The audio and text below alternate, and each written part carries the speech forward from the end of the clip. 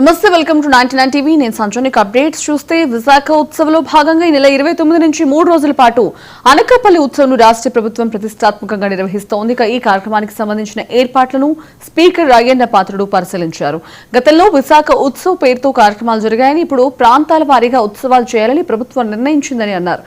ఈ ఉత్సవాల్లో వివిధ ప్రాంతీయ వంటకాలు, చేనేత స్టాల్స్ పెడుతున్నట్టు తెలిపారు.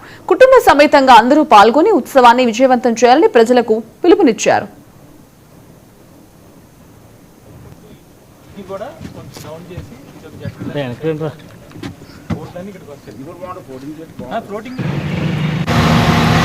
మరి ఏంటనుకున్నారు మీకు మేము ఇచ్చిన గిఫ్ట్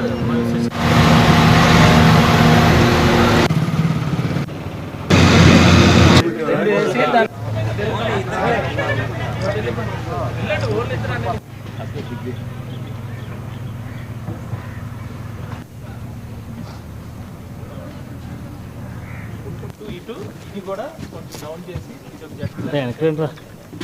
ఓట్లన్నీ ఇక్కడికి వస్తాయి.